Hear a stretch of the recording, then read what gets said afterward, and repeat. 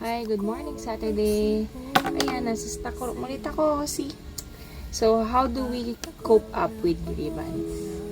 Paano nga ba? Actually, tinatanong ko rin yun sa sarili ko. Kasi hindi ko rin alam kung papaano. Kasi up until now, I'm grieving.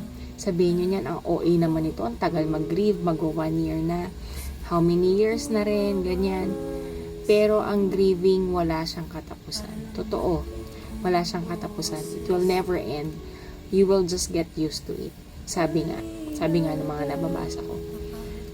Pero tama naman yun. Pero depende kasi rin yun sa tao. Kung gaano siya katagal mag-move on. Pero siguro ako, hindi ko pa masasabi kung hanggang kailan. Kasi, hanggang ngayon, syempre, masakit. Sobrang sakit pa din. Yung idea lang na magbabakasyon ka, pero wala na yung mami mo na uuwian mo, yung magluluto sa'yo ng agahan, mamamalingki kayong sabay, pag-grocery mo siya, and all.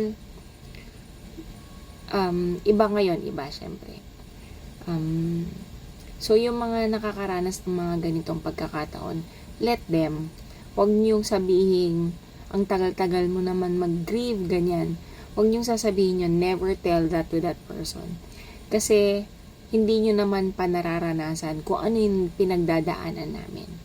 So, just pray for them. Pray for us.